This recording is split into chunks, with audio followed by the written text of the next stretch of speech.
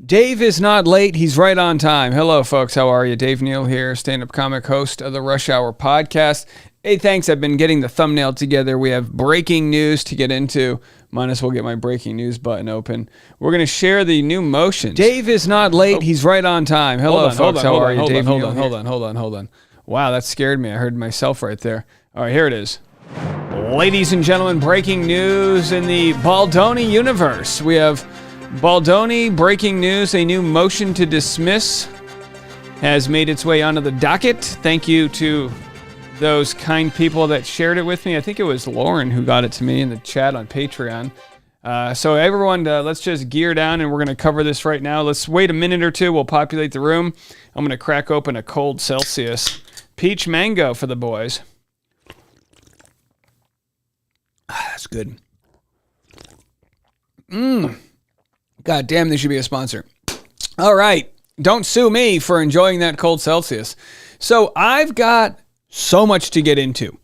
Now, the motion to dismiss does not appear to be from Blake Lively, although I do believe there will be motions to dismiss from Blake and probably from Justin, right? I think it's pretty standard to say, hey, judge, can I get out of this?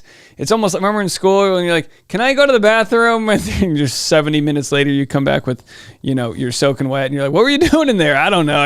Anything to get out of math class. So I'm going to share these documents with you guys.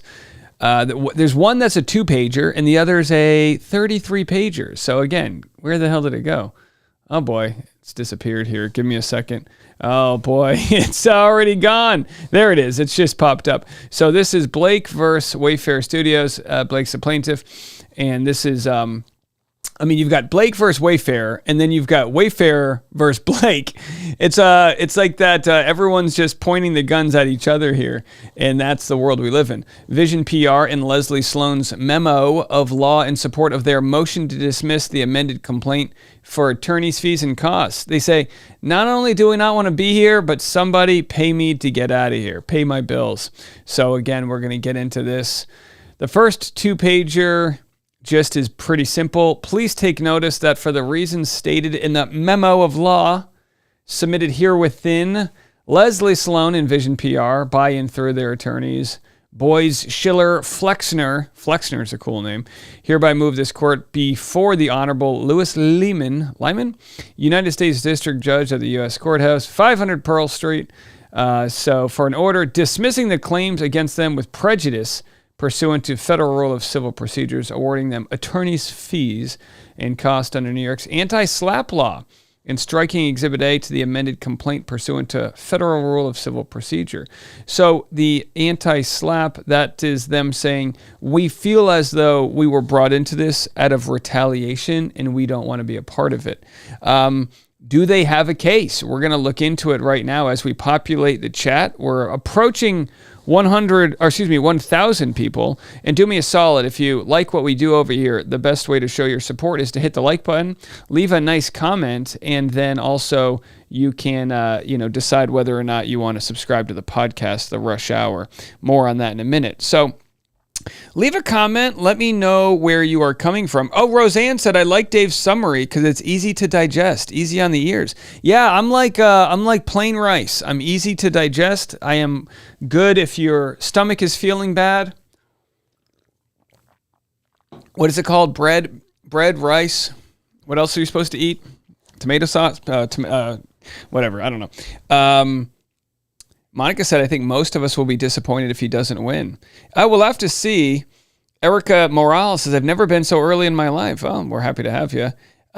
Caesar says, do I know either of them? No. Does this affect me in any way? No. Am I here every single time to get updates? Absolutely. Yeah, I feel the same way.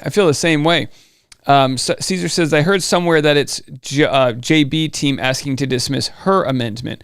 Well, we'll get into it, and if there's any experts in there, you could please let me know. Ice Rolandic said, thanks for the governor's speeches. Yeah, this morning we covered Governor Pritzker out of Illinois in a very brave speech he gave. Kathy's in here from Dayton, Ohio. Jen said, who requested the motion to dismiss? We're going to jump into that right now. Jenny from Ireland, top of the morning. Actually, it's the top of the afternoon to you. Busy Bee is also watching from Ireland. Lots of Irish here. Lori from New Jersey. Vivian from Brazil. All right, we got them all. We got South America. We have Europe. We have North America. We have New Zealand, which is that part of Australia? Where's that? I don't even know. Pennsylvania's in the house. Count those votes. And Amsterdam is Team Baldoni. All right, there it is.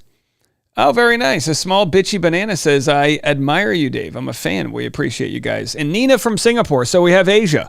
I think we've got do we have any friends from Zimbabwe? We actually have a couple Zimbabweans. Bavaria is here. Is that Eastern Europe?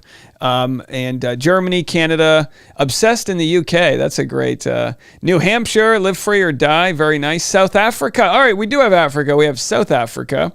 And we have Dubai. Very nice. Wow. New Orleans, the Big Easy, New York kid. Indiana there, home of Larry Bird, right? And Dave Letterman. Very nice. India right there. And Spain. Very nice. Muchas gracias. And, of course, California. We are international. Unbelievable. 2 a.m. in Australia. Nar. I was going to go to bed, but Dave posted a breaking video. I can't go to bed, Mom. Namibia. Wow. Sri Lanka. Poland. Okay, you guys are crazy. You're all over the place. This is insane. All right, shall we dive into it? 1,700 people. Let's just take a good sip of our Celsius. Again, not a sponsor, but should be. Does anyone work at Celsius? You want to give me a crate? I sent the wife to Costco today. I said, fill up my Celsius. It's going to be a busy one. Now, to be completely fair, we were literally, if you're in my private Patreon, you know this, we were literally preparing to make this video. Insider says Blake lied. It's a blatant lie. And we do have a lie button. If you've been following us, we have a lie button that we like to share. Whenever anyone says that they lied, if you just give me a second here, I got to get to my lie button. I don't know where it is. I might not have the lie button anymore. Hold on one second here. Oh, there it is. She lied. So an insider says that Blake lied. She lied. Now, again, will they be able to prove it or not? I don't even know if we're going to get to that video today. This might be a tomorrow video. We've got videos on top of videos. I got binders full of videos to get into. So let's dive into it. I'm not going to jerk your chain any longer. I mean, without permission, at least. Stacy says 5 minutes behind. Peach mango green tea is the best flavor. I mean, it is pretty good until my heart jumps out of my chest. You guys might watch a heart attack happen live on air. 200 milligrams of caffeine. All right. So here it is. This is the motion to dismiss, and it'll have some haymakers in it. Table of authorities. We don't need any of this. This is all the legal stuff that those lawyer nerds cover. Ashley Parker said, you better have that lie button. She lied. We got it there, courtesy of one Woodnick. And by the way, the documentary, and if you're new to our channel, there's a documentary in the works that I may have a very large part of on a major streamer. So you are hitching yourself to the right wagon, because we are going to the moon, baby. Consolidated defendants. So this is they bring the defendants together. They've consolidated the defendants into a Pangea of defendants. Consolidated a crock pot of defendants. A chowder of defendants.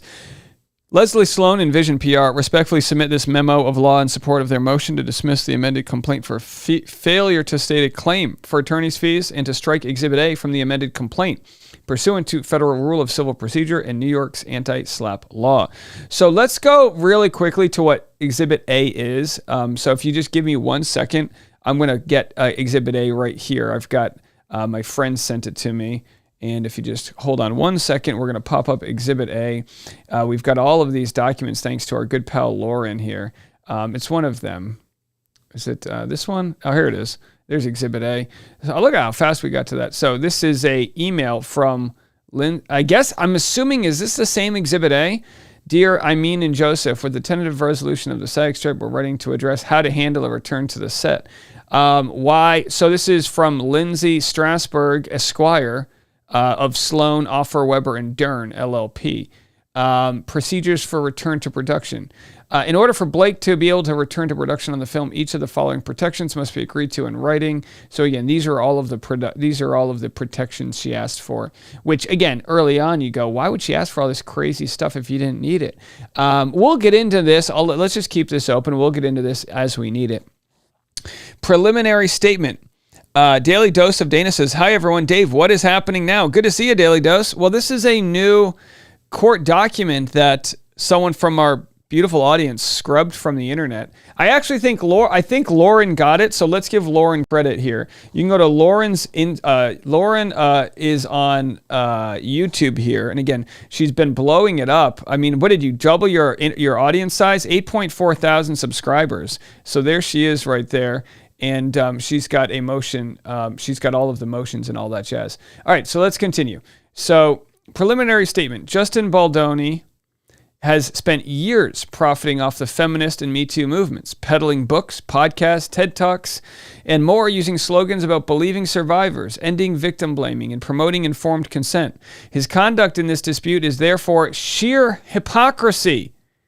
By the way, sheer hypocrisy would make for a great salon. Would that not be a great salon? I got to get a haircut. Where are you going? Sheer hypocrisy. Okay. Beginning with his egregious sexual harassment of multiple employees, and continuing with his ongoing campaign to discredit and blame his victims and punish anyone who speaks out against him. The Wayfair Party's allegations about Blake Lively boil down to she was too ambitious, too outspoken, and she should have accepted Baldoni's bizarre and abusive practices without complaint, no matter how uncomfortable they made her and other women on set. Damn! They are coming for, I mean, whoo, they are, wow. As alleged in Miss Lively's complaint, Baldoni invaded her trailer while she was undressed, improvised kissing scenes without her consent, and repeatedly crossed professional boundaries by showing her a video of a naked woman, discussing his porn addiction, and discussing his past sex life, including instances where he did not always listen when women said no. Oh my gosh. Whew. They're hitting him. I mean, this is sheer brutality. They're invading his soul. Unfortunately, Miss Lively was not Baldoni's only victim. Baldoni does not deny the lion's share of misconduct for which he is accused. Instead, he tries to contextualize his behavior and suggests that Miss Lively asked for it. When Miss Lively bravely spoke up about Baldoni's predatory behavior, he and his team used every weapon in their arsenal to blame, embarrass, and silence her, going so far as to hire a crisis PR manager who promised to bury Miss Lively and destroy her life.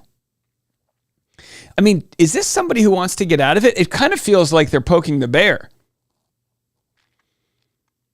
This is nasty. This is sheer nasty. Anyone else going to sheer hypocrisy? That's a good. Baldoni also trivializes this dispute about sexual harassment and retaliation by trying to recharacterize it as a mere battle for creative control of the movie. It ends with us. It ends with Dave. We're making a new merch shirt called It Ends with Dave. We were talking about this yesterday. Different merch ideas.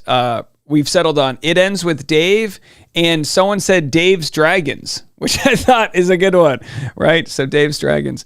Okay. I think we should do Dave, sheer hypocrisy. Yeah, this is nasty. Nasty girl. Dave Neal, nasty girl. Sheer nasty. Baldoni trivialized the dispute. Okay, we got that. The Wayfarer parties dragged Leslie Sloan and Vision PR into the instant litigation as a smoke and mirrors exercise to distract from their own sexual harassment and systemic retaliation. By the way, Wayfarer fires Leslie Sloan. And this, I mean, as far as I know, don't sue me, bro. As far as I know, they say, hey, we're good. Thanks, but no thanks. We're going to take it from here. Leslie Sloan keeps showing up like the needy ex-girlfriend. Now, she keeps showing up. She's baking cookies. Will you take me back? I'm just contextualizing. This is sheer imagination. And then, I guess, Leslie Sloan digs through her former employees' text messages. My guess is brings that to Blake Lively, because why would Blake Lively know to subpoena Leslie? They're just going to randomly subpoena Leslie Sloan. If you work on a PR firm, you wouldn't let someone subpoena you just randomly out of the blue. Subpoena me, baby. That's a good t-shirt idea too. Dave Neal, subpoena me. Subpoena me, Dave. Oh boy. All right. Anyhow, so it's like, I'm not saying Leslie Sloan was asking for this, but did she not inject herself directly into the center of this lawsuit? I don't know. I don't know. What do I know? Do I have this right? Can someone let me know? Let's go on. So they dragged Leslie Sloan and Vision PR into this instant litigation as a smoke and mirrors exercise to distract. The Wayfair parties never had a Rule 11 basis for accusing Miss Sloan or her company of propagating malicious stories or a smear campaign about the Wayfair parties, other than one New York Times article that they cannot plausibly connect to Miss Sloan or her company in any way. The Wayfair parties do not identify a single malicious story that is part of their invented smear campaign. Oh yeah, you can't connect a PR company to the New York Times. Sure. But you can connect Blake Lively to them, because Blake Lively would have obviously had access to her complaint, which she sent to the New York Times before it was published. But boy, this is a case of pissing on my leg and telling me it's raining. That's what this is. Yes, Stephanie was the Stephanie Jones was the ex-Wayfair client, or Wayfair was her client. Rutuha says, is Leslie doing this for everyone or just her cut of the film? Yeah, who knows? This is wild stuff. 3,500 people in the chat. Thank you guys so much. We've never had so many upvotes. 368 likes. Keep on liking it. Appreciate you guys. And again, in the comment section, you'll see my podcast is pinned there. If you want to give that a free subscribe, but we would appreciate that too. Really help us get into that top 50 chart. By the way, by the Wayfarer party's own allegations, all Miss Sloan did was respond to a press inquiry about a story that Baldoni's team seemingly planted. They say seemingly because that's them not wanting to get sued again, right? The amended complaint does not and cannot identify anything Miss Sloan did that comes anywhere close to the damning communication between Baldoni and his own publicist concerning an explicit campaign to destroy and bury the woman employee who accused him of sexual harassment. Boy, when you read it like this, you're like, oh, they got you. No. Is there any weight to this? I'm not sure. Previously, when they said he invaded her space to rehearse while pumping breast milk, as Baldoni has preached, consent is specific and reversible, and an invitation to enter Miss Lively's trailer on one occasion is not an open invitation to enter her trailer whenever he pleased. Further, a true advocate for postpartum mothers would know there is a radical difference between pumping and breastfeeding. Miss Lively's text message does not undermine her credible allegations in the least. In his TED Talk, Baldoni presciently asks, are you confident enough to listen to the women in your life, to hear their ideas and their solutions, to hold their anguish and actually believe them, even if what they're saying is against you? Clearly, Baldoni's response to his own question is a resounding no. Ooh, my gosh, this is hot. Dang. Boom goes the dynamite. Boom shakalaka. He's heating up. The Wayfair parties accuse Miss Sloan and Vision PR of extortion, but do not and cannot identify where or how the alleged extortion occurred. Oh, wouldn't it be nice if they just pulled out of their ass some... this is the type of thing where Miss Sloan, Leslie Sloan, she's a terrific... That Leslie, you don't want to get on her bad side, that Leslie Sloan. This could be... I don't think they have anything on her that hasn't been presented yet, but overturn some more rocks and let's see. Subpoena Leslie Sloan. Subpoena all the employees, for fuck's sake. Let's subpoena the whole world. Everyone gets a subpoena. I'm going to be the Oprah Winfrey of subpoenas. Look under your chair. You get a subpoena. Everybody gets subpoenas. Okay. You either like me or you don't at this point. We're losing it. Blame the Celsius. It's not my fault. The Celsius is extorting me of any sanity. They also assert claims for defamation without complying with a basic requirement of identifying or describing the statements they allege are defamatory. Because the amended complaint's scattershot allegations fail to adequately plead claims for civil extortion, defamation, and false light, Ms. Sloan and Vision PR Incorporated respectfully request that the court dismiss the amended complaint with prejudice and award attorney's fees and costs under New York's anti-SLAPP law. Alina says, but the judge put a hold on the subpoenas for now. Yes, on Monday. On Monday, we will be discussing subpoenas. And by the way, now that I have you live, just so you guys know, thank you so much to the 4,000 people that are out there in the live chat for this plaque you guys got me. Because of you guys subscribing, we got this plaque. And I actually left there on the right side, I left the fingerprints. Those are fingerprints from my son. My son decided to hold it with his little 9-month-old fingers. And I decided I'm going to leave his fingerprints on there because everything we do is for our family, right? And all the growth that we're receiving right now is it's gonna be able to make me afford braces for my kid. Because if he's anything like his dad, he's going to have a crowded mouth. All right, speaking of crowded mouths, let's continue here. I just wanted to offer my gratitude. You know what I mean? 4,200 people in the chat. We appreciate you. Miss Sloan. Okay, factual background. And I might fast forward through some of this because it can be redundant. Miss Sloan is the owner of Vision PR and the renowned longtime publicist of numerous celebrities. Oh, everybody give Leslie Sloan a pat on. If I ever have to do factual background on myself, it's going to read like this. Dave Neal is the owner of the Rush Hour podcast and the renowned sheer genius of, okay, let's continue. Ms. Sloan has never leaked sensitive stories to provoke public controversy on behalf of any of her clients, and the Wayfair party's attempt to characterize Vision PR as a Harvey Weinstein-backed PR firm is intentionally misleading. Vision PR is entirely unaffiliated with Harvey Weinstein, and any stories that the Wayfair parties have planted or encouraged claiming that Ms. Sloan ever worked with Weinstein to attack or discredit his victims are baseless. The Wayfair parties claim that Ms. Sloan initiated the public relations war between the parties and orchestrated a smear campaign, a sheer smear. It was a sheer smear against Baldoni, but the amended complaint does not allege any facts.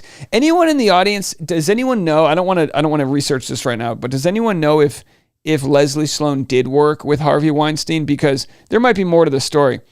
Katie said that transition with crowded mouth was hysterical. Well, thank you. We love a good crowded mouth. That's the world runs on crowded mouths. Their own submissions, Their own submissions, in fact, prove the opposite. Baldoni's PR team began plotting against Miss Lively as of at least July 31st, 2024. And by August 4th, his publicist, Jennifer Abel, wrote that she wanted to plant pieces this week of how horrible Blake is to work with. Melissa Nathan, who Baldoni hired as a crisis management expert on the promise that she can bury anyone, responded that she had already off the record spoke to the editor of the Daily Mail. Ms. Sloan, by contrast, is not alleged to have spoken to the press until 4 days later, on August 8th, when she responded to a Daily Mail reporter's inquiry. But by the way, Leslie Sloan was the one who they decided to do a truce where they wouldn't plant stories against each other, and Leslie Sloan violated that truce 8 minutes later. Literally, we agree not to do this. Pew! House of Crime says her company was backed by Harvey Weinstein. Bruce says, Dave Neal, star of scones, baron of barrel scraping. You better believe it. The sheer, they call me the sheer queer. That's what I am. Suska says the judge shut down the Lively subpoenas for now. Parties are supposed to mediate again next Monday. Is that next Monday or this Monday? The new subpoena butter, sheer smear. I lost track. In other words, by the amended complaint's own allegations, Ms. Sloan did not speak to the press about Baldoni until August 8th, when she responded to a press inquiry about a story that Baldoni's team planted days, if not weeks earlier. The Wayfair party's claims against Ms. Sloan and Vision PR appear to arise out of the statements that Ms. Sloan allegedly made to the Daily Mail reporter that she spoke to on August 8th. According to the amended complaint, the reporter asked to speak with Ms. Sloan regarding problems on the set involving Blake Lively and Justin Baldoni and the fallout over that, with Blake being labeled difficult and a power struggle existing. And Ms. Sloan responded, "That is 1,000% untrue, and your info is totally off." Ms. Sloan further stated, "The whole cast doesn't like Justin, nothing to do with Blake. I'm telling you, she's a liar. They are panicking as the whole cast hates him." The amended complaint also includes a screenshot of text messages between Nathan and the reporter, which were purportedly exchanged following the release of Lively's administrative complaint on December 20th. In the text, the reporter writes, "She said the whole cast hates Justin. This has nothing to do with Blake, and now she's saying that Blake was sexually assaulted. Why wouldn't she say anything about that then?" Ms. Sloan did not write the words appearing in these messages, and the amended complaint does not allege otherwise. Despite including multiple screenshots of text messages written by Ms. Sloan, the amended complaint includes no messages where Ms. Sloan writes that Blake was sexually assaulted or using similar language. While the amended complaint fails to provide the requisite context for any statements allegedly attributed to Ms. Sloan, the only plausible reading of this conversation, which did not include Ms. Sloan, is that the reporter read the December 20th administrative complaint and was himself characterizing those allegations as Miss Lively being sexually assaulted. Legal standard. Mia said, "When can we see the depo notices going out?" I don't know. I think we'll be doing depositions pretty soon. Rock said, "Just because he's a feminist, he's supposed to stand down to reverse abuse." Well, I mean, that's the problem here, right? Is they're using his own words against him, which it's like completely, throw that out. That'll have nothing to do with this. Nothing at all. Just Google Blake Lively and Harvey Weinstein for photos of them. They were absolutely close at one point. I guess this is Leslie Sloan's way of trying to distance herself from Blake and Harvey. I don't know. Bringing Harvey up, it's like, it's going to be like, people are going to say, "Oh, he's got the same crisis PR that Johnny Depp used." Well, she's got the same. And the point is that PR and, they all work together. These A-list companies, whether it's the actors or the PR or the crisis. So you're going to get people like Brian Friedman, who's on both sides of, he's going to have victims that are men and he's had victims that are women. He's going to have, PR people are going to represent, they're going to be all over the place. Mel says, "Leslie Sloan is a snake." D said, "Leslie was known to help Weinstein smear his accusers by attacking them in the press and working to reduce their credibility." Wow, interesting. Very interesting stuff. Legal standard. To survive a Rule 12b-6 motion to dismiss, a complaint must contain sufficient factual matter accepted as true to state a claim to relief that is plausible on its face. Legal conclusions are not entitled to any assumption of truth, nor are mere recitals of the elements of a cause of action. When the claim in a complaint have not crossed the line from conceivable to plausible, the complaint must be dismissed. Argument. Here's their argument. The Wayfair parties assert claims for extortion, defamation, and false light invasion of privacy against Ms. Sloan and Vision PR. Each fails for multiple independent reasons. The amended complaint must be dismissed due to impermissible group pleading. As a threshold matter, the amended complaint should be dismissed because it is replete with impermissible group pleadings in that it generally attributes misconduct to the defendants collectively, while failing to differentiate between the multiple defendants. Each cause of action is asserted by the Wayfair parties collectively against the Lively parties. For example, the defamation claim is asserted against all 5 Lively parties, but does not identify the defamatory statements, much less which Lively party said them. This is what's so complicated, right? You've got Blake, Justin, Ryan. You've got his PR, her PR. You've got all of these different elements, right? And not every element is going to be batched together. So they have a point. If Baldoni is suing Blake for defamation, does that also mean he's suing the PR people for defamation? So I think if this is going to be, this is like when a fight breaks out at a baseball, like a brawl, and you have umpires just trying to pull bodies off of each other. You just, next thing you know, the guy who's selling hot dogs is fighting with the guy who's selling beer. Everyone's just fighting. You don't even know. It's like, hold on, blow the whistle, pull everyone out of the scrum. And the amended complaint lacks a basic mapping of which Wayfair party as a plaintiff is asserting claims against each of the Lively parties. And by the way, Isabel from Barcelona, thanks for joining us. Anybody know in the comment section if Justin gets a chance to respond to this before the judge rules? Moi said this is just a tactical move in law. It's common to proceed with a motion to dismiss. The judge will deny it, however. Common sense says motion to dismiss is simply her asserting that Baldoni doesn't have sufficient cause to bring litigation against her. All standard fair. Good to know. Thank you. Hey, thank you guys so much. We learn something new every day.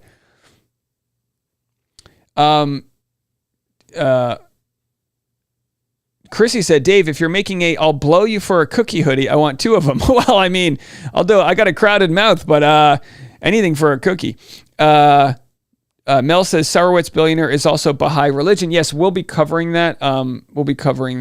Tomorrow because it looks like this is going to be a full court press on this issue.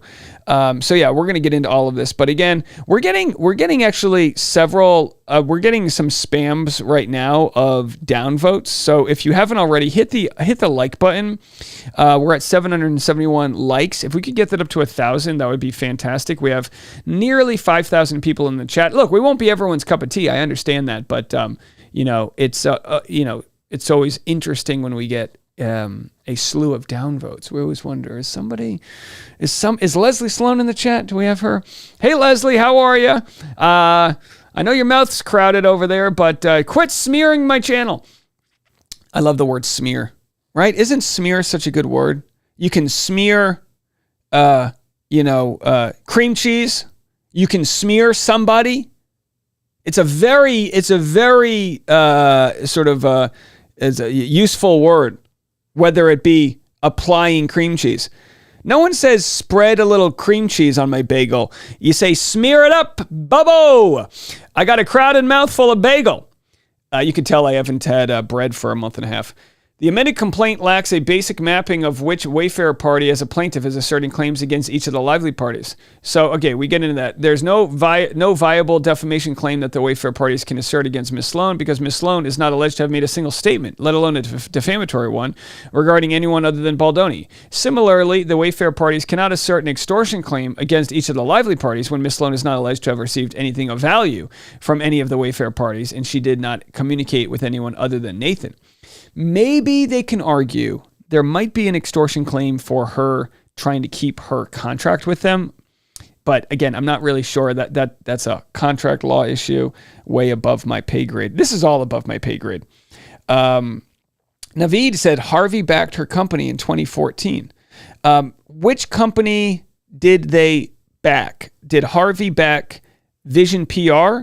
Like if I search right now, Harvey Weinstein Vision PR. Are we going to get anything? Crisis communication for organizations in the age of Harvey Weinstein. Strategic Vision PR Group. Harvey. Okay, this is from a decade ago. Harvey Weinstein backing publicist Leslie Sloan's new venture. So what the hell is she talking about? Let's just. Okay, we're on page 14, but she mentions Harvey here on page 10.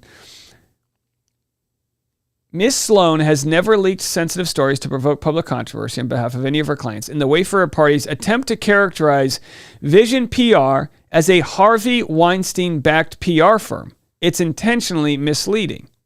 Harvey Weinstein backing publicist Leslie Sloan. Hold on. Let's just do this one more time. It's intentionally misleading to say that we are a Harvey Weinstein-backed PR firm. One quick Google. Harvey Weinstein backing publicist Leslie Sloan's new venture. Well, I think we cracked that case. All right. So anyway, let's go on. We already have over 1,000 likes. Thank you guys so much. You just increased our likes by 30%. 4,800 people in the chat. Let's continue. So yeah, we go back to page 14. So yeah, well, we debunked that. It looks like they're backed by Harvey. I mean, I don't know. Can we subpoena the Hollywood Reporter here? Sloan, whose clients include Katie Holmes, Blake Lively, and Megan Fox. Again, this is from 11 years ago. Is expected to bring most of her star roster to her new company, also to be backed by James Dolan. Harvey Weinstein Live division of the Weinstein Company is backing the new venture, according to a Weinstein source. The move comes on the heels this week of Sloan being fired by her longtime employer, BWR. Sloan, whose clients include... So she was fired from her company. I mean, I'm not saying she's a piece of shit human. I have no idea what she is. But she sounds toxic as hell. She would not give back her employees' cell phones. She's reading through all of their things. She's inserting herself into all of this other drama. I don't know. Daniela says, this Leslie is worse than Blake, and I thought this was impossible. OMG. Also, the TMZ story, Harvey Weinstein accused of conspiracy to cover up misconduct. Yeah. Teresa says, Leslie Sloan has no morals. I mean, yeah, it seems that way. Don't sue me, bro. The amended complaint, and this is one of those like Barbara Streisand moments where if Leslie Sloan protests a little too hard to exit out of this lawsuit, it's going to unearth, like, their response is going to show stuff like this. Like, I would have never known that Leslie Sloan was backed by Harvey Weinstein, you know? But here we are. The amended complaint fails to state a claim for civil extortion. The civil extortion claim fails for several reasons. First, civil extortion is not a cognizable claim under New York law, which clearly applies to the claims against Ms. Sloan and Vision PR. Ms. Sloan and Vision PR do not stipulate to the application of California law as to the claims leveled against them. However, and to determine what law applies, New York courts conduct an interest analysis and apply the law of the state having the greatest interest in the litigation. New York has the greatest interest in the dispute. The lively parties are all domiciled in New York, and the Wayfair parties concede that all relevant conduct occurred in New York and that they allegedly suffered harm within New York. Accordingly, New York law applies. So they just share some of that legal stuff. Second, if New York even were to recognize a civil cause of action for extortion, it must be dismissed as impermissibly duplicative of the defamation claim. The Wayfair parties do not allege that Ms. Sloan engaged in any wrongful conduct beyond making a handful of statements that the Wayfair parties claim are defamatory. Their claim, therefore, sounds in defamation, and the Wayfair parties may not circumvent defamation defenses by styling their claim as some alternative tort. All right, this is above my pay grade. Third, the extortion claim fails regardless of whether the issue is controlled by the law of California or New York, because there are federal courts in California which indicate that no such cause of action is available under California law. So they're offering, all of their defenses as to the extortion claim. Fourth, even if the court were to determine that California law applies and follow decisions recognizing a claim for civil extortion under California law, the Wayfair parties fail to allege the essential elements of that claim. Extortion refers to the obtaining of property from another with his consent, induced by a wrongful use of force or fear or under color of official right. Because extortion is in substance a fraud claim, it is subject to the heightened pleading requirements of federal rule and civil procedure. All right, let's keep going here. The Wayfair parties do not and cannot allege that Ms. Sloan or Vision PR obtained any property from them, even assuming for the sake of argument that a civil cause of action for extortion exists. Plaintiff's complaint fails because it does not allege that defendant actually obtained property from her. Nor do the Wayfair parties allege that Ms. Sloan used force or threats to obtain anything from them. The amended complaint fails to state a claim for defamation. The Wayfair party's defamation claim fails on multiple grounds. As a threshold issue, the amended complaint does not and cannot allege that Ms. Sloan made a single statement. Ms. Sloan, read the footnote. Ms. Sloan also cannot be held liable for anything another person did, as California law requires a direct use of force or fear against the plaintiffs. Ms. Sloan they allege that Ms. Sloan made a single statement concerning 6 of the 7 Wayfair parties. Further, all 3 statements that the whole cast doesn't like Justin, the whole cast hates him, and Blake was sexually assaulted cannot give rise to a defamation claim because they are 1, an actual opinion, or in the alternative, substantially true, not alleged to have been made with actual malice, and 3, not alleged to have given rise to...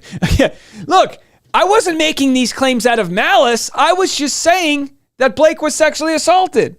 I wasn't making any malicious claims when I said the whole cast hates him.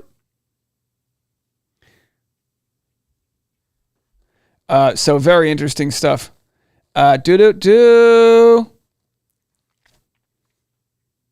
The statement that Blake was sexually assaulted cannot give rise to a defamation claim for the additional reasons that the statement is not attributable to Miss Sloan, and the circumstances of the statement are not alleged with the requisite specificity. Miss Sloan's alleged statements do not concern 6 of the 7 Wayfair parties. As a threshold matter, the Wayfair party's defamation claim must be dismissed to the extent it is asserted by Wayfair Studios. It is axiomatic that to state a claim for defamation, the allegedly defamatory statement must be of and concerning the defamation plaintiff, whether a plaintiff has adequately alleged that the defamatory statements are of and concerning him may be properly considered on a rule motion.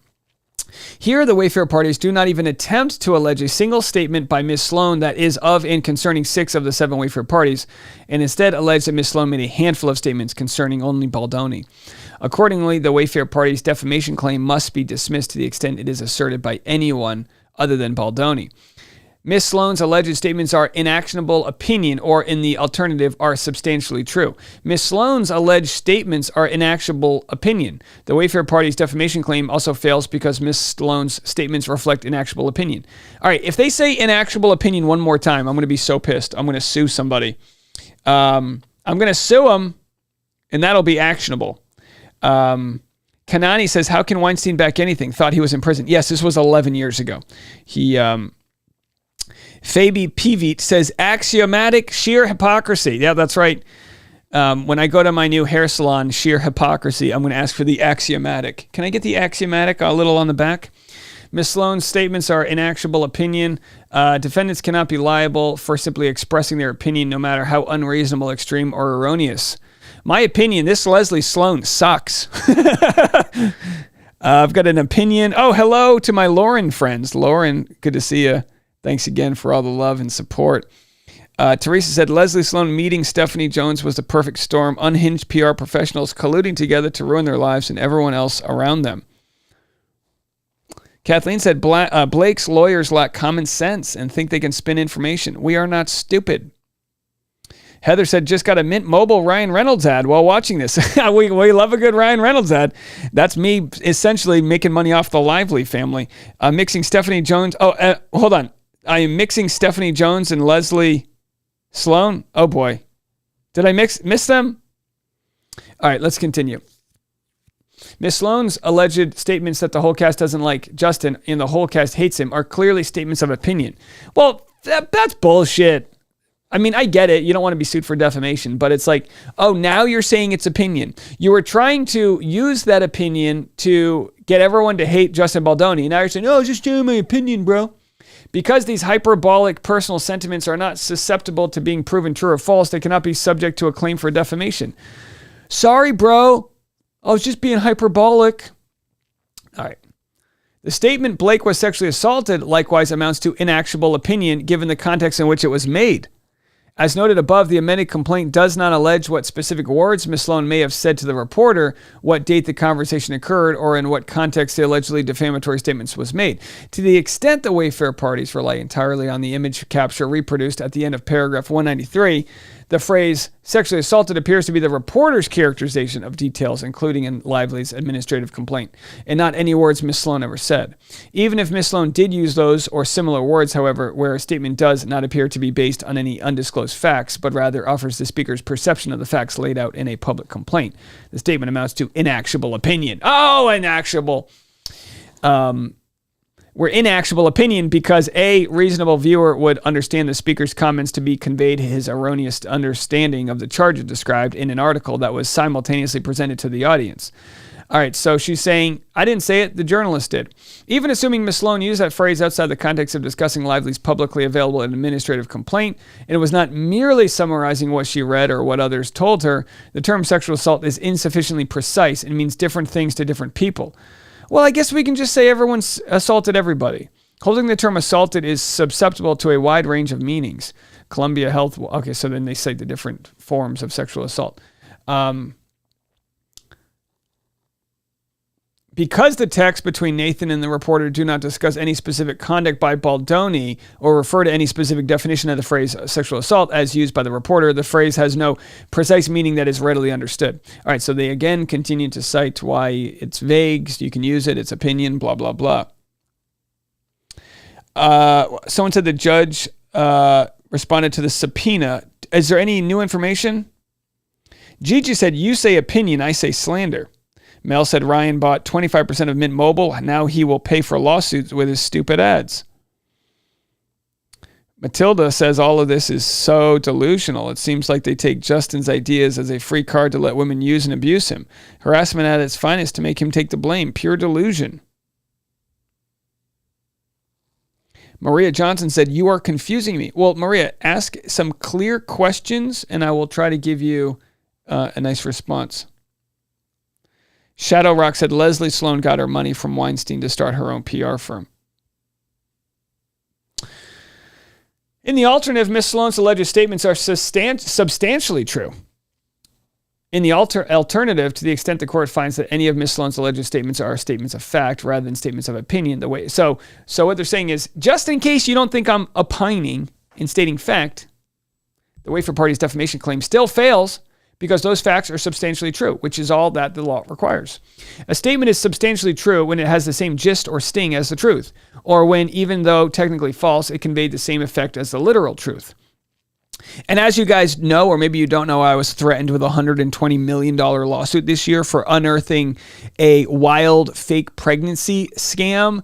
And because of that, there will be a documentary made. It is in the very serious stages of negotiation right now. So you guys will be seeing a lot more of me on one of your favorite streaming sites as we share our current knowledge of what is defamation. As I was being accused of defamation, and luckily I was able to find evidence that backed my claims.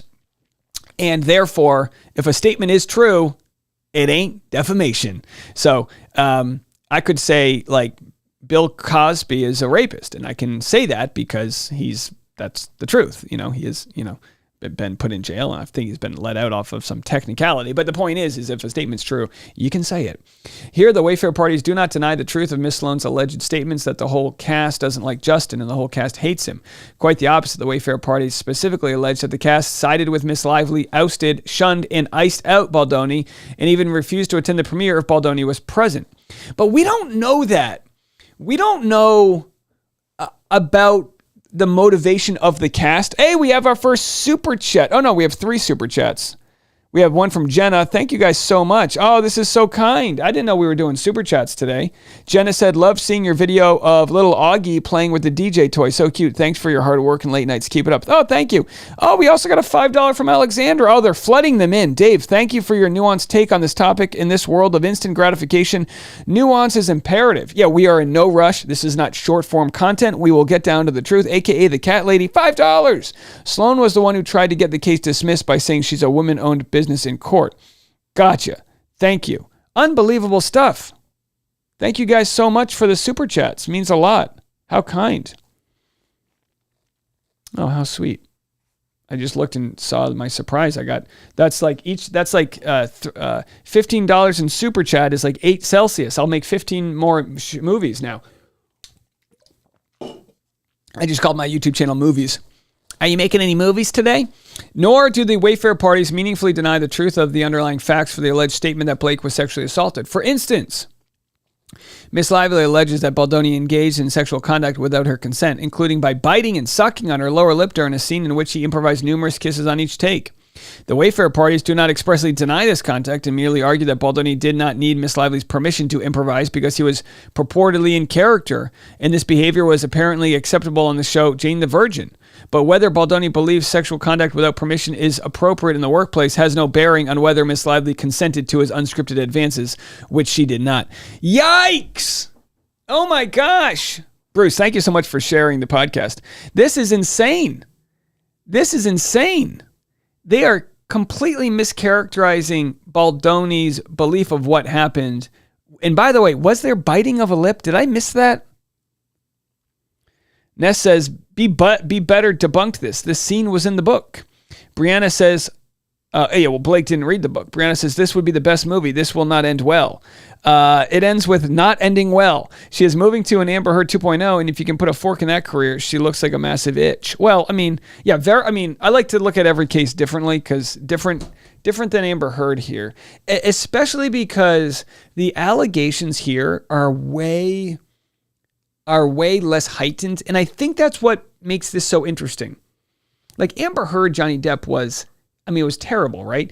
She threw a bottle at him. He literally had a finger hanging off. She claimed he pushed her down the stairs and all these crazy. It was violently sad, regardless of who was telling the truth. No matter what side you were on, it was super sad. You had real psychological things going on. This is so different because Blake Lively's not alleging assault, as far as we know, even though they said it here. She's alleged harassment, which is very, very different, especially considering the person she's alleging harassed her was playing the role of a guy that was abusing her in the movie. That's what's so interesting about it, right? And not only that, he was also the director. So he was in at least a position where he had control over the scenes, and she's alleging he was crossing the line. That's essentially what it is. I didn't see any biting, Gloria. I know a good bite. Right? I got a crowded mouth. I know a good bite. I didn't see one. Anyhow, let's continue. So, excuse me. But this is wild because they just throw these haymakers in. So this paragraph right here, they randomly it's like when you're cooking some bland meal and you just throw in some sriracha. Whoa. So they're saying, hey, maybe you were cool with this on Jane the Virgin, but we're not cool with it here. Oh my gosh, $10 from Techie Bliss. Thank you so much for that. I appreciate it. As you guys know, these super chats, I'll go live way more often if this is the party we're having. As noted above, it is implausible that the speaker, whether Miss Sloan or the reporter, intended to convey a specific or legal meaning for the phrase sexual assault. But if he or she did, Baldoni's unwanted sexual conducts likely fall within New York's court's definition of sexual assault, such that the characterization of Lively's allegations is substantially true. So what they're arguing is, hey, according to New York, he sexually assaulted her. That's what they're arguing. Wild stuff. But again, the difference here, and you hate to defend that if it's true, but the difference here is we watched it play out, and what's happening in the scene is like if he was touching her that way and it wasn't with the cameras rolling, that's a different story. Unless they're rehearsing, but it's a different story. Therefore, the Wayfair party's defamation claim must be dismissed because all of Miss Sloan's alleged statements are inactionable opinion. I swear, if they say inactionable opinion one more time, I'm going to chug my Celsius. Or statements of fact that are substantially true. Plaintiffs here cannot cherry pick out one of several definitions of a word, take the word entirely out of context, and claim that such definition precludes a finding. All right, so they're telling Justin Baldoni he's the one cherry picking information. The Wayfair party's claim for defamation to the extent paragraph 193's allegation concerning sexual assault should be dismissed for the additional reason that it is inadequately pleaded. As between Ms. Sloan and the reporter, however, there is no image capture or representation as to what specific and allegedly defamatory words Ms. Sloan said or when. Instead, the amended complaint merely reproduces an image of an undated conversation between the reporter and Nathan that includes the words, and now she's saying that Blake was sexually assaulted. The image of that reporter's text conversation with Nathan embeds an image of his August 8th conversation with Ms. Sloan, and then describes the fact that Ms. Sloan did not mention any allegations of sexual assault during their August 2024 conversation. To state a claim for defamation, purportedly defamatory statements must be identified with specificity. Specifically, a defamation claim must identify the purported communication as well as who made the communication, when it was made, and to whom it was communicated. Because it is entirely unclear whether the reporter is purporting to quote Ms. Sloan, or if he is paraphrasing or offering his own interpretation of different words that she used, or if the she to whom the reporter is referring is Ms. Sloan at all, the Wayfair parties failed to allege with particularity the alleged falsehood uttered. Subpoena the reporter! We're going to need to subpoena that reporter. Do we have any super chats to subpoena? Oh, we do. Here it is. Happy Oz with a $5 super chat. All right, good. We'll put that towards the subpoena. Any other super chat subpoenas out there, just let me know. All right, so then they share these case studies. We're getting to the end. The Wayfair parties failed to allege actual malice. So when you sue someone for defamation, you have to prove that what they said was not only wrong, but that they did it with some sort of motivation, right? And that's kind of, very hard to prove. Bridget says, this is a gold mine for Justin's side. Sloan comments to reporter are proof that Blake poisoned the cast, as she has bragged about doing in the past against Justin. Andrea says, I still say Blake wanted Baldoni. I mean, who wouldn't? Have you seen him shirtless? No one makes a BJ joke to a man they don't want to BJ. Wow, and Andrea's letting us, the men know out there, no BJ jokes are made unless you wanted. Okay, so anyway, that's a mouthful. So I'm told. Hey, Justin, how's that Baha'i faith looking at? Okay. Individuals who have assumed roles of special prominence in the affairs of society and who have invited attention and comment are generally considered public figures. As he admits in the amended complaint, Baldoni was the co-star and director, so then they share, look, he's a public figure. They go through that. We know that. He was on Jane the Virgin for 5 years, which I did at least 4 days of background work on. That is right. I have done background on Jane the Virgin. It was not, I've done it on Gossip Girl too, and they both pay shit. It is not high paid.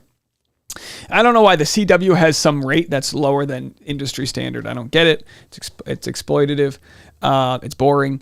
Baldoni is therefore required to plead actual malice to state a claim for defamation. So Baldoni must allege that Ms. Sloan made her alleged statements with knowledge of their falsity or reckless disregard for the truth. Well, I'll tell you what, Baldoni could claim that she had a vengeance because they didn't want to work with her. I don't know. All right, let's keep going. The Wayfarer parties failed to meet the high bar to allege actual malice here. The amended complaint is devoid of any factual allegations that Ms. Sloan knew or should have known that her alleged statements were false. Ms. Sloan was not a first-hand witness of any activities taking place on set, and given Ms. Sloan's long-standing relationship with Ms. Lively, it is no surprise that she credited Ms. Lively's story. The Wayfarer party's conclusory allegation that the Lively parties knew the statements were false or had serious doubts about the truth of the statements is insufficient to plead that Ms. Sloan's specific statements were made with malice. The amended complaint contains no allegations sufficient to allege that Ms. Sloan subjectively harbored doubts as to the veracity of her statements, much less non-conclusory facts that support the proposition that Ms. Sloan knew that she was reporting falsities. Oh, by the way, before I let you go, I've got a show in Nashville this Sunday. So go to my Instagram if you want to see. And I'll be performing in other cities. So if you live in a city that might have stand-up comedy, follow me on Instagram at D Neals. Right there. That's my Instagram right down there. I'm getting a spam call. I'm getting calls from people that are part of this case. I can't tell you who it is. Get phone calls. These phone calls are flying in. All right. Yeah, we're only a couple pages left. The Wayfarer parties failed to allege special damages. The defamation claim also fails because the Wayfarer parties failed to allege special damages. The loss of something having economic or pecuniary value, which must flow directly from the injury to reputation. So, again, with defamation, you have to show loss. I mean, can he show loss of work? Can't they do that? Here, the Wayfarer parties make zero effort to plead special damages. Instead, they offer boilerplate allegations of harm to the Wayfarer parties' properties, business, trade, profession, and or occupation, in an amount no less than $400 million. Well, you could argue that the first movie at the box office made around $250 million. So you could argue that if this whole set of nonsense made it so they couldn't do a sequel, you could argue the sequel had the earning potential of in equal value, if not more. Tara said, did you say Nashua, New Hampshire? No, Nashville. Although I would love to come to New Hampshire. I am a Rhode Islander. As a fellow New Englander, I would love to come to New Hampshire, Boston. So make sure to follow me on Instagram. I will have shows coming up. I've, been here in Tennessee, but I do, Purple Yellow said, wow, are they trying to strong arm you? I don't know.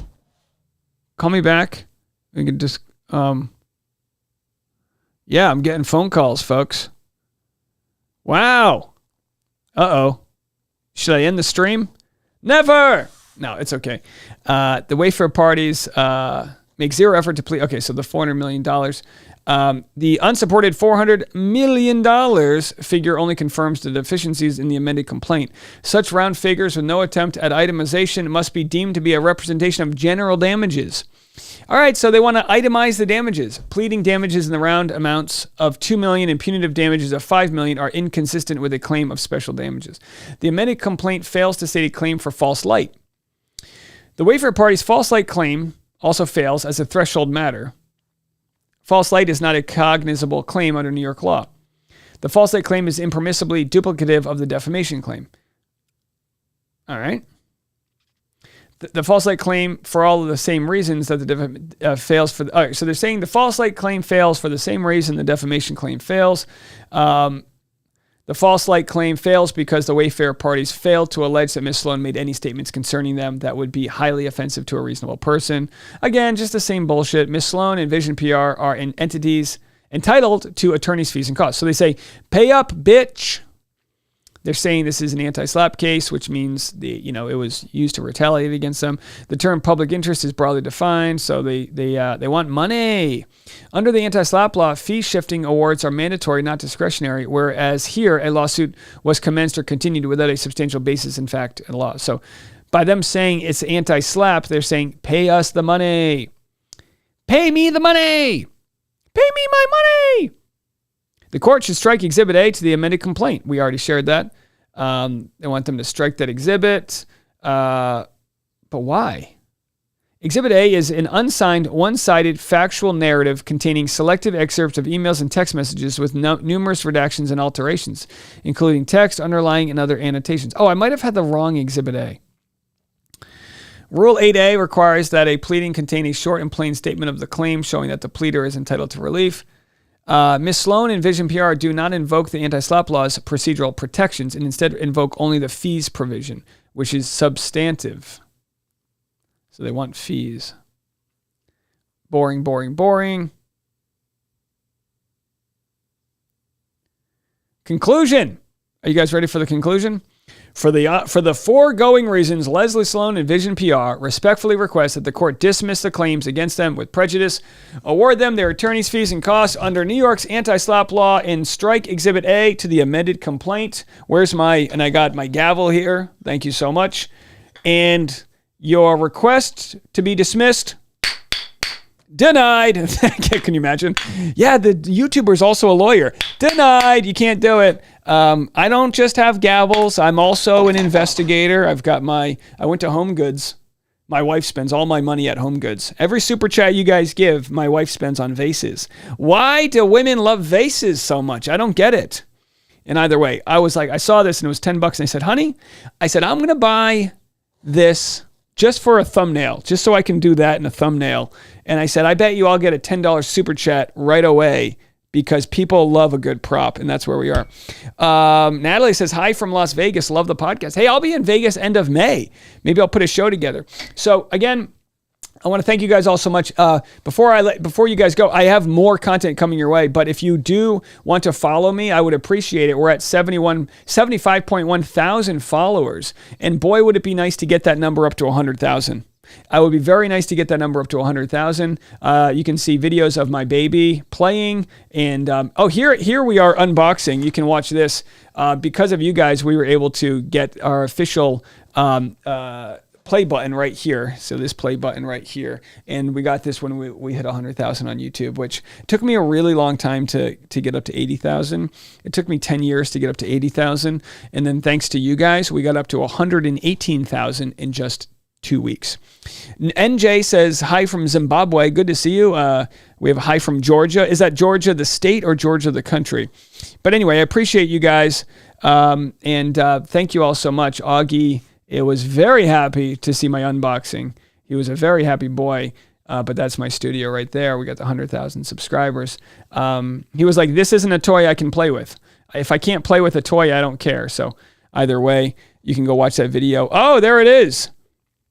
V. Hoang says, contributing to your Starbucks order, $10. Thank you so much for that. I really appreciate that. And then Lisette, $5, says, a man of many talents. Judge Neil, Inspector Neil, and also Comedian Neil. Deborah said, just dropped a sub. I think that's a good thing. Your videos jumped into my algo yesterday. Well, thank you guys all so much. I really appreciate you when we have breaking news like this. By the way, I already did share, but I want to make sure we are doubly thanking Lauren here. But Lauren sent us the video, and she's been making tons of content. So you can go check out Lauren. She's a psych evaluator out of Florida, good friend of ours, and she's crushing it. Let's get her up to 10,000 subscribers, right? She's at 8.4 thousand. So it's good to see friends crushing it out there. What's going to happen next is I've got another video I have to make. Insider Blake lied. I'm sipping wine by the Oh, wrong one. I thought that was the right button here. I got so many buttons on my thing here. I got a lot of buttons. She lied. Oh, we have a hello from Tunisia. I wish I knew where Tunisia was. I think I could figure it out. What brings you to Tunisia? Anyway, we appreciate you. I'm going to be going live on Patreon right now to go make the podcast. How it works is I do a morning podcast and an afternoon podcast. You can scan that QR code to listen to it. It comes out on audio before it comes out on YouTube. Otherwise, subscribe below.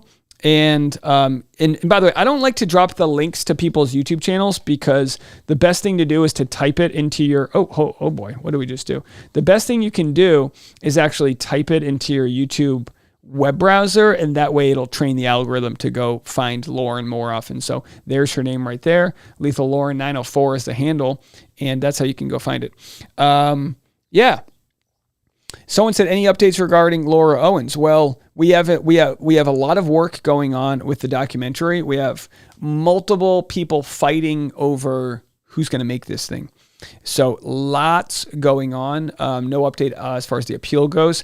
Although I will say this, I've got a hold of something that nobody has, and it will be revealed when the time is right. That's all I'm going to say about that. It'll be revealed when the time is right. I'm going live on Patreon right now, patreon.com/Dave Neal. And that's where we will have the conversation regarding making of the next video. Appreciate you guys. Thank you, Munchka, and everyone else for subscribing. Thank you, Esmeralda, for watching from Brazil. Macru.org says, where are you performing in Nashville? I actually haven't even posted this yet, so let's just look really quick. But I'm performing at a place that's supposed to be a really cool bar. It's called Rosemary and Beauty Queen, I think is what it's called. Is that right? Let me just Google this. Is that right? Rosemary and Beauty Queen, Nashville. So it's a non-stand-up venue, but apparently there's like look, it's at a house. Oh, have I had Mexican food here? But they've got it's like a bar. It's like it's supposed to be a really cool bar, and there's like a stage. I don't know. It'll be fun, but it's a free show, so you can come out and obviously come say hi to me after and let me know, that you're part of the community and all that. Priya says this lawsuit is a train wreck and I can't look away. I hear you. Well, thanks to everyone who tuned in. I'll be live on Patreon right now. Patreon.com/Dave Neal. $5 a month. If you want to join, I will not bite your lip. I will annoy you with a lot of content. All right. Thanks so much. Otherwise, after Patreon, I'll be back here in like maybe 2 hours with the afternoon rush about that. So a lot to get into, and it's just heating up. So thanks, folks. We'll see you in a little bit.